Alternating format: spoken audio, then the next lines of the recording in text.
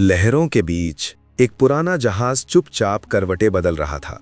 सबसे नीचे गहराइयों में जावियार अपनी टूटी बाल्टी लिए सफाई कर रहा था, किसी कैदी की तरह जिसे समुंदर ने आज़ादी का झांसा देकर कैद कर रखा हो।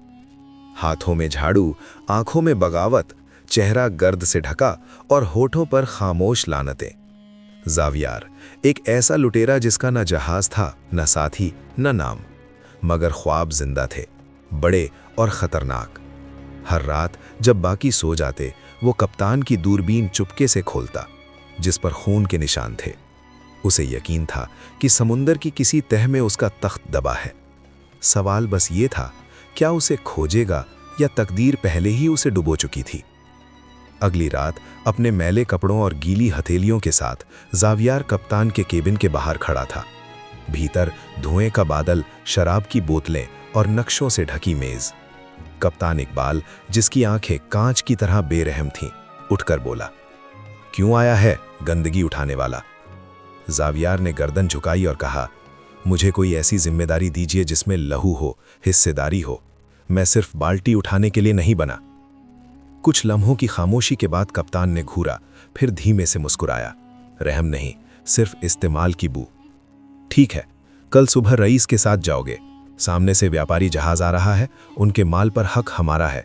याद रख, अगर खून किसी और का नहीं बहा तो तेरा बहेगा।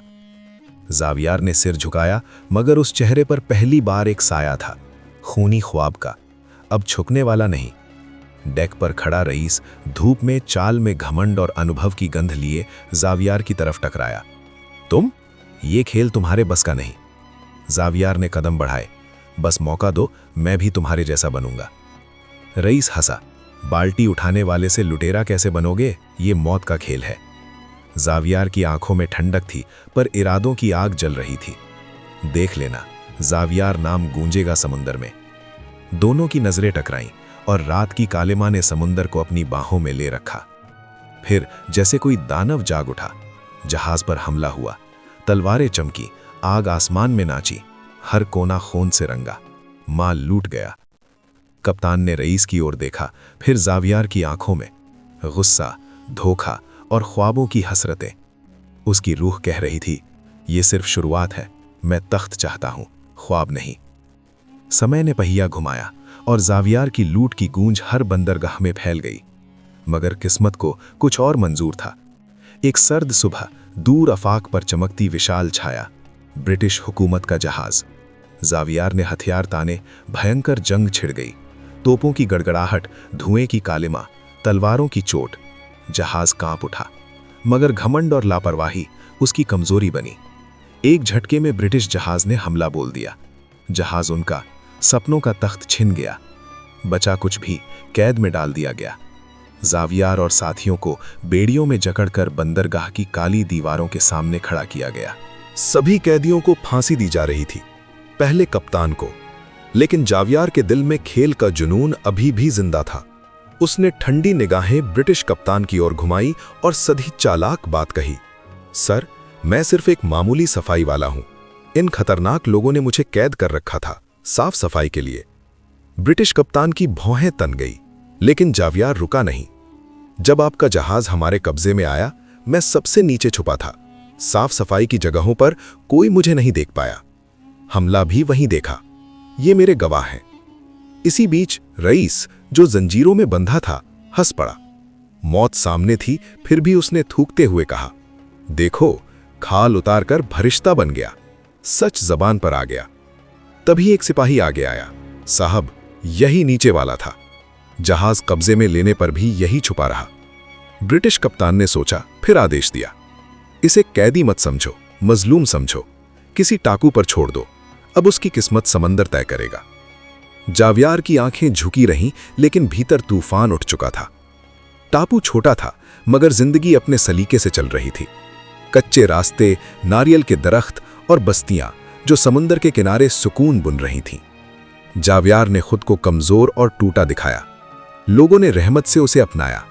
बूढ़ा नाविक घर में जगह दे गया। बदले में वो मछलियां पकड़ता, नाव की मरम्मत करता और फिर वही सफाई। इसी बस्ती में थी शमा। उसका नाम जैसे रोशनी भरता था, हंसी में भी उजाला। कभी कपड़े धोते, कभी लहरों को गिनते, वो जावियार की आंखों में बस गई।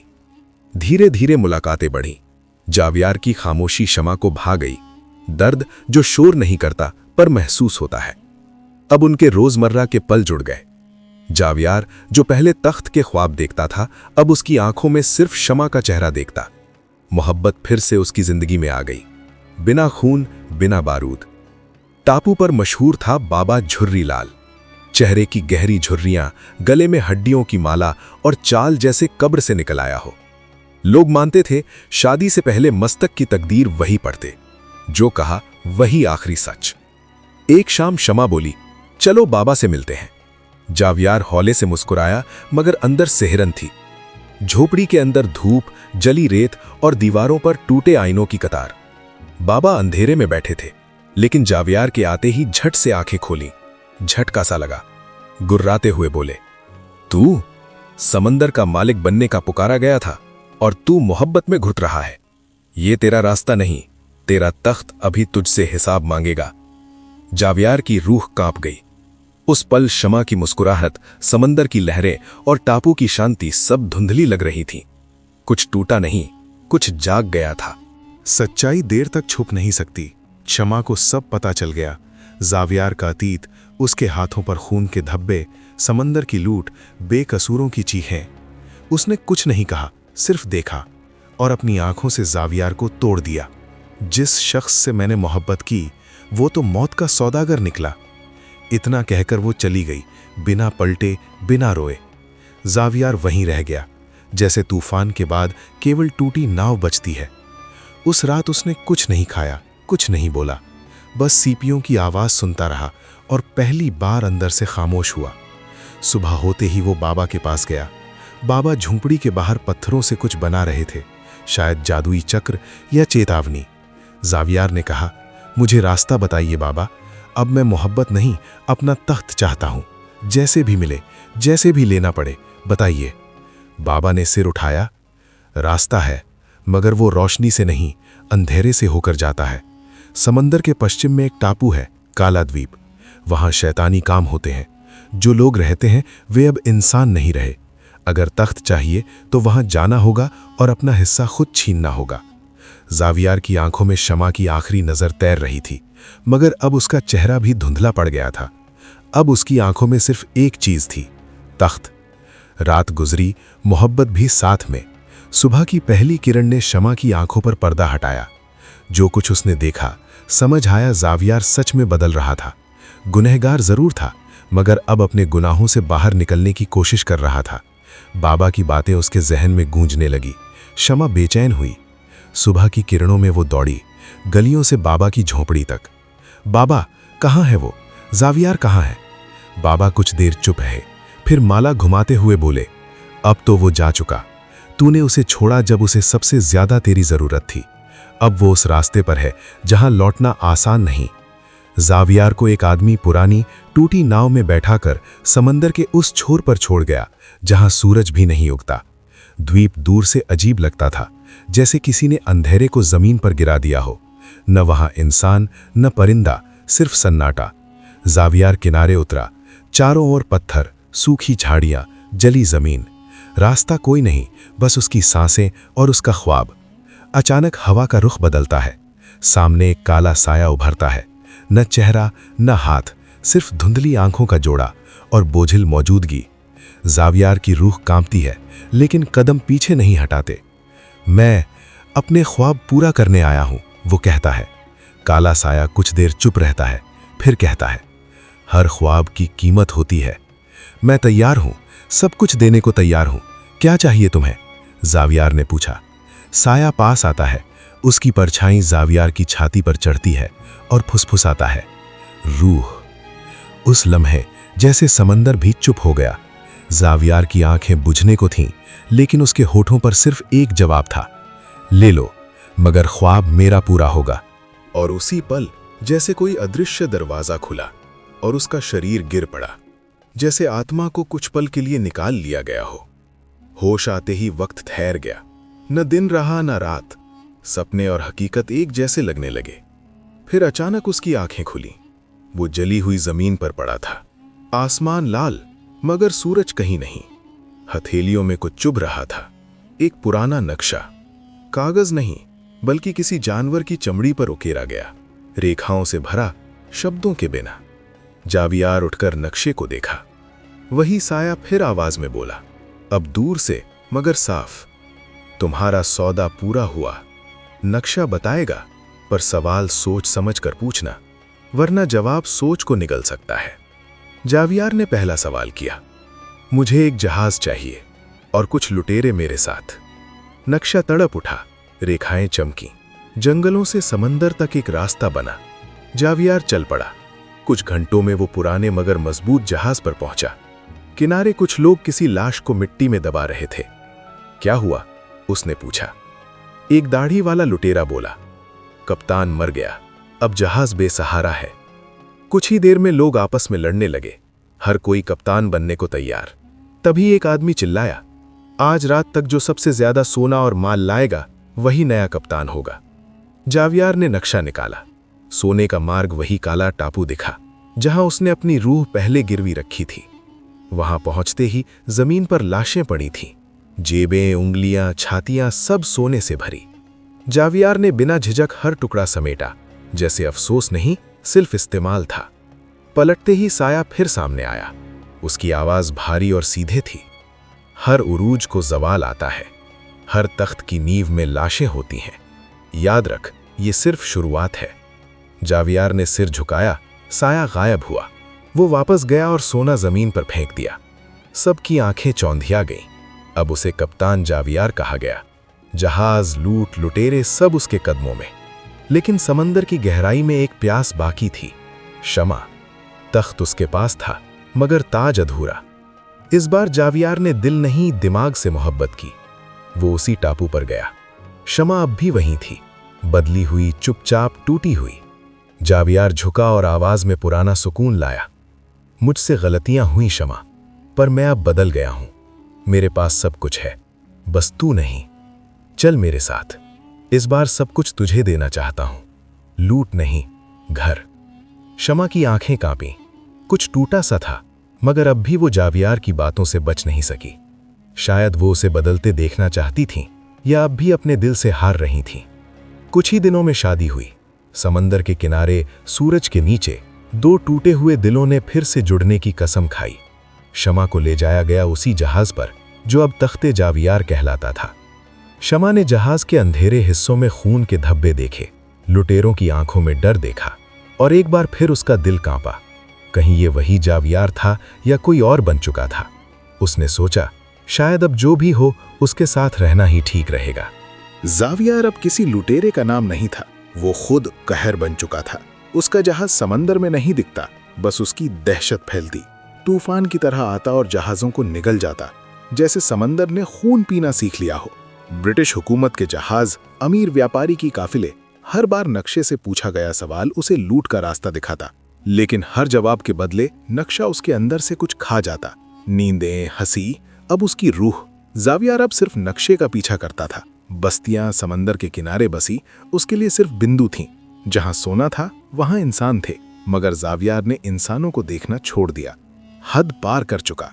लोगों को मारता सिर्फ इसलिए कि नक्शे की लकीर वहां जाती थी। ना सवाल न रहम, बस लाशें, राख और समंदर में जावियार का नाम। क्षमा को सब कुछ पता नहीं था। वो अब भी सोचती थी कि जावियार ने लूट छोड़ भी और बदला है, मगर किस्मत ने उसे भी सजा दी। कोई औलाद नहीं। रातों को जागती, आसमान की तरफ देखती, और हर बार सिर्फ चुप्पी। जावियार हर रोज जहाज के अंधेरे कमरे में जाता, नक्शे का कमरा। उस रात भी गया, कहा, रास्ता दिखा, इस बार कुछ बड़ा चाहिए। नक्शे पर रेखा उभरी, एक छोटी बस्ती की ओर। लाल लफ्जों में लिखा, कोई बचना नहीं चाहिए। जावियार अपने लुटेरों के साथ रवाना हुआ। बस्ती जल उठी, हर घर, हर मर्द, हर औरत आग, खंजर और गोलियों में नष्ट। मगर जब सब खामोश हुआ, एक छोटा बच्चा रोता हुआ नजर आया। जावियार तलवार उठाता, लेकिन हाथ कांप गया। बच्चा उसकी तरफ देख रहा था, ना डर में ना आस में, बस खाली। उस खालीपन ने जावियार के सीने में दबी पुरानी चीख जगा दी। उसने तलवार नीचे रखी, बच्चे को उठाया और जहाज पर ले आया। क्षमा के हाथों में बच्चा पहुंचते ही उसकी आंखों में पहली बार रोशनी लौटी। उसने बच्चे को गले लगाया, जैसे वो उसका अपना लहू हो। ये अब हमारा है, जावियार ने कहा। शमा ने कुछ नहीं पूछा, बस प्यार किया। वक्त गुजरा, राख से उभरा छोटा चेहरा अब उनकी जिंदगी की रोशनी बन चुका था। हसन, उसके नाम में जावियार अपने अधूरे ख्वाब पूरे होते देखता। उसे अपने जैसा नहीं बनाना चाहता था, बल्कि उससे बेहतर। हर दिन हसन को नया हुनर सिखाता, तलवारबाजी, नक्शा नवीसी, नाव चलाना, सितारे पहचानना और कहानियां जो खुद उसने कभी नहीं सुनाई थी। शमा की गोद में पलता हसन अब जहाज की मासूम धड़कन था, जहां हर मल्लाह उसे छोटा साहब कहने लगा। मगर एक कमरा था, नक्शे वाला कमरा। दीवारें अब भी सियाह, जमीन हर रात खून की बू छोड़ती। नक्शा अब भी जिंदा था, फुसफुसाता, तेरा तख्त अब खामोश क्यों है, तेरा ख्वाब अब क्यों सो गया। जावियार अब दरवाजा बंद रखता। हर बार हसन पूछता, अब्बा ये कमरा क्यों नहीं खोलते। जावियार मुस्कुराकर कहता, कुछ दरवाजे ऐसे होते हैं जिनके पीछे सिर्फ साया होता है। अगली सुबह जावियार अपने जहाज के डेक पर खड़ा था, जब दूर एक झंडा लहराता दिखा। बातचीत का इशारा। तय हुआ जहाज करीब आएगा। कुछ घंटों बाद एक छोटी नाव उसके जहाज से लगी और उस पर उतरा एक चेहरा, जिसे देखते ही जावियार की सांस थम गई। रईस। आंखें फैल गईं, दिल जैसे अतीत में कूद गया। वही दोस्त जो कभी उसके साथ लूटा करता था, जिसने सबसे पहले उस पर शक किया था और जिसे वो मरा हुआ समझ चुका था। रईस मुस्कुराया नहीं, मगर उसकी आंखों में वही पुराना यार जिंदा था। जावियार ने उसे गले लगा लिया, जैसे बीता हुआ वक्त लौट आया हो। तू बचा कैसे? रईस चुपचाप बैठा। उस दिन जब अंग्रेजों ने जहाज पर कब्जा किया, मैं समंदर में कूद पड़ा। जिंदा तो बच गया, मगर हर दिन डूबता रहा। शायद इसलिए जिया कि तुझे फिर देख सकूं। जावियार हंसा। और देख, आज मैं वो सब हूं जो कभी हमने ख्वाब में सोचा था। जहाज, नाम, खौफ, सब कुछ। रईस ने बात काट दी। हाँ, सब कुछ है, मगर ये तेरा नहीं जावियार, ये सब तुझे खा जाएगा। जावियार की मुस्कुराहट सिकुड़ गई। क्या मतलब? रईस ने बस एक लफ्ज कहा, नक्शा। जावियार चौंक गया। तू जानता है इसके बारे में? रईस ने उसकी आंखों में देखा। तेरी समंदर की हुकूमत देखी है मैंने, लहरें भी अब तुझसे कांपती हैं। मगर मैं दूर रहा, क्योंकि अब तुझमें वो जावियार नहीं रहा। तू उन्हीं जालिमों में से बन चुका है जिनसे हम कभी नफरत करते थे। वो कुछ पल रुका, फिर बोला, कुछ वक्त से एक ख्वाब बार बार देखता हूं। तू, शमा और हसन तीनों उस नक्शे के सामने खड़े हो, और नक्शा जैसे साया बनकर तुम्हें निगल रहा हो। हसन चीखता है, शमा भागती है, और तू बस चुपचाप उसे देखता रहता है, जैसे वो अब तुझसे बड़ा हो चुका हो। रईस की आवाज भारी हो गई। वो नक्शा अब रास्ता नहीं, जहर है। जो ख्वाब तू पूरा करना चाहता था, अब उसकी कीमत मांग रहा है। तेरा बेटा, तेरी बीवी, तेरा वजूद, उसे खत्म कर दे इससे पहले कि वो तुझे खत्म कर दे। जावियार की आंखें झुक गईं। तू समझता है मुझे नहीं पता मैंने क्या किया है? हर चीख, हर उजड़ा चेहरा रातों को मुझे सोने नहीं देता। तू ख्वाब देखता है रईस, मैं जागते हुए मर रहा हूं। उसने धीमे कहा। वो नक्शा मुझे हुक्म देता है खुद को मिटा देने का। मैंने उसे उस कमरे में बंद कर दिया है जहां उसकी नज़र भी मुझ पर पड़े तो मैं कांप जाता हूं, क्योंकि अब मैं जान चुका हूं मैंने क्या खो दिया है। मैंने उसे जलाने की कोशिश की, आग बेअसर रही, तलवार बेअसर रही, समंदर में फेंकने की हिम्मत नहीं हुई। डर था कहीं किसी और को भी ना निगल जाए। जावियार ने रईस की तरफ देखा। मैंने बर्बादी की है, मगर अब चाहता हूं कि कोई और ये रास्ता ना चले। मैं उस बाबा को ढूंढ रहा हूं जिसने ये जाल बुना था। शायद उसी के पास इस नक्शे का अंत छिपा है। उसने हाथ बढ़ाया। अगर मेरी दोस्ती पर जरा भी यकीन है तो इस आखिरी सफर में मेरे साथ चल, उस बाबा को ढूंढने और इस नक्शे को हमेशा के लिए मिटाने। पूरी कहानी जानने के लिए हमारे साथ जुड़े रहें दास्तान-ए-क़ल्ब पर और सब्सक्राइब करें। पार्ट 2 जल्दी आ रहा है। शुक्रिया।